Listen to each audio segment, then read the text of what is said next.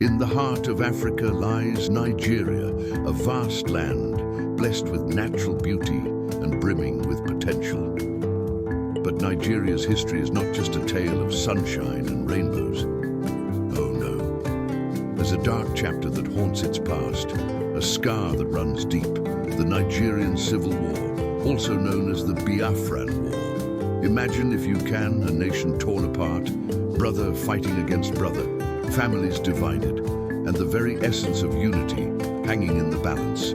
It's a story of immense proportions, a story that played out between 1967 and 1970, a story that makes your blood run cold and tears well up in your eyes. Ready to delve into the abyss? Let's go. In the beginning, there was peace. Well, sort of. After gaining independence from British rule in 1960, Nigeria started off strong, full of hope and promise. Three major ethnic groups dominated the scene: the Hausa Fulani in the north, the Yoruba in the west, and the Igbo in the east. But hold on a second. Diversity isn't always a good thing, especially when it's mixed with a whole lot of tension. You see, each group wanted a bigger slice of the political and economic pie, and as they jostled for power, things got a little messy. Fast forward to 1966, when two military coups shook the nation. First, some Igbo officers took charge, then the Northerners struck back, and guess what happened next? A vicious cycle of revenge, mistrust, and violence erupted.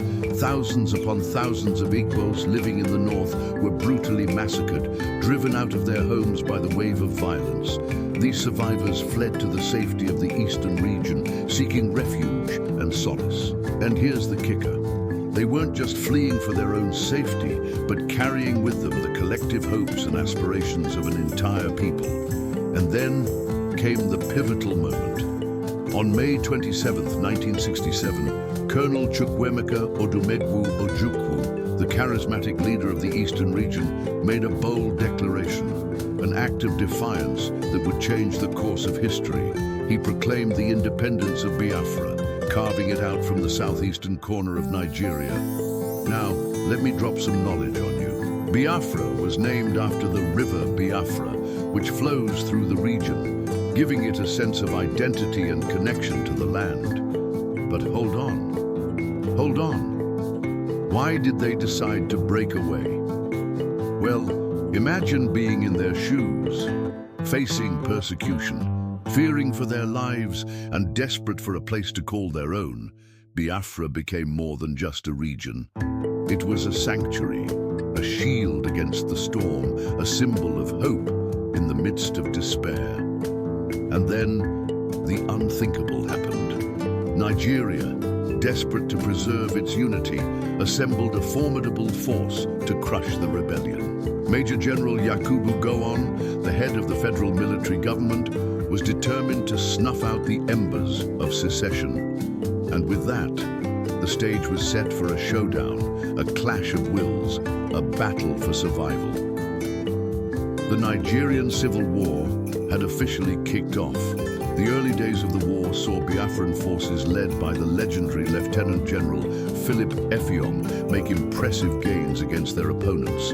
Against all odds, they captured several towns and even ventured into Nigeria's Midwestern region, coming dangerously close to capturing Lagos, the commercial capital. But wait, don't get too excited just yet. The tide turned when Nigeria deployed its superior firepower and manpower to end the conflict swiftly. With the federal army controlling vital resources, including oil fields, the Biafrans faced an uphill battle. Soon, their access to essential supplies dwindled, leaving them vulnerable to starvation and disease. But let's zoom in on something truly disturbing.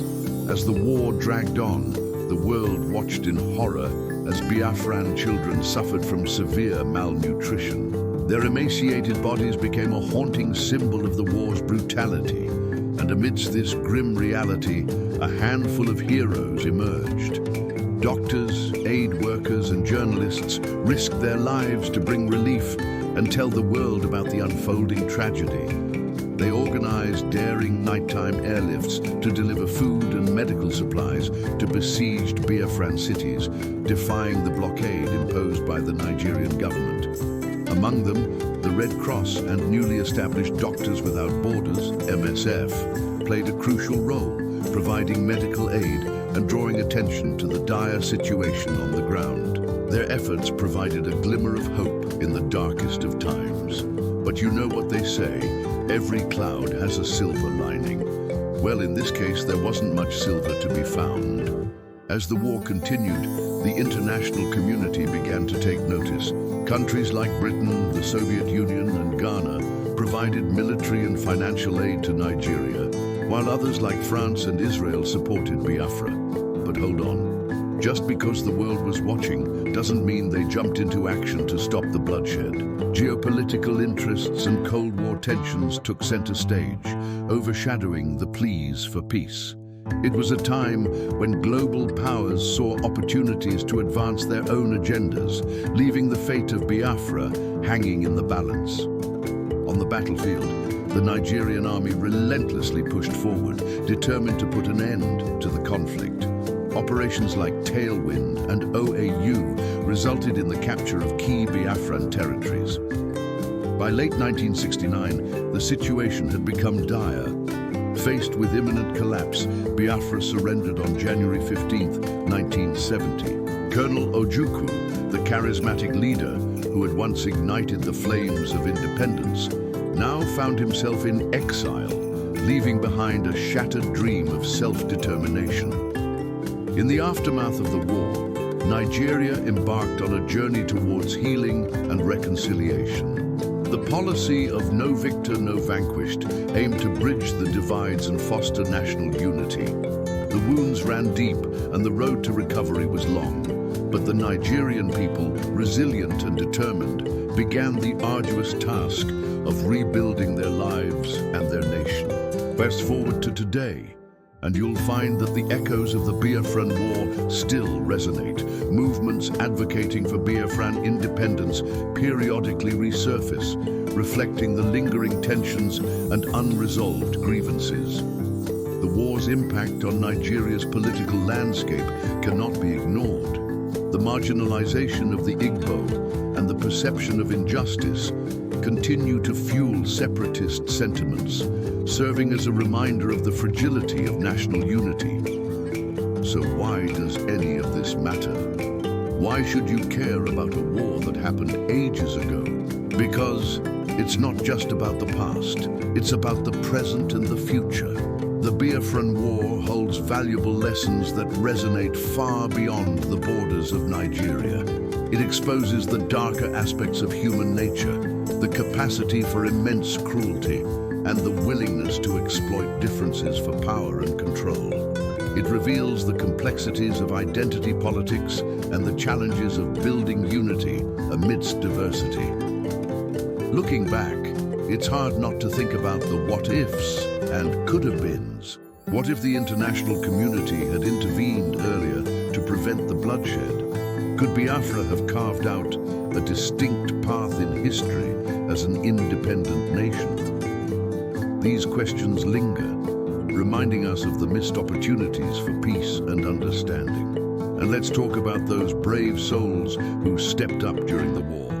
The doctors, aid workers, and journalists who dared to defy danger to bring relief and awareness to the suffering people of Biafra. They serve as beacons of hope, demonstrating the power of compassion and the unwavering spirit of humanity. Their actions serve as a reminder that even in the darkest of times, the human spirit can shine through. As we reflect on the Nigerian Civil War, we must acknowledge the profound impact it had on shaping modern Nigeria. The war led to significant political changes, including the emergence of new leaders and the restructuring of institutions. It forced a re-evaluation of the country's identity and its commitment to unity and diversity. In conclusion, the Nigerian Civil War, or the Biafran War, stands as a haunting chapter in Nigeria's history, a testament to the destructive power of conflict and the urgent need for dialogue, understanding, and reconciliation. As we come to the end of this journey through time, let us remember the lessons of the past and work towards a future where peace prevails. Empathy guides our actions, and the rights and dignity of every individual are respected.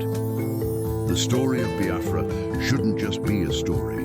It should be a call to action, a call for unity, understanding, and above all, peace. Peace.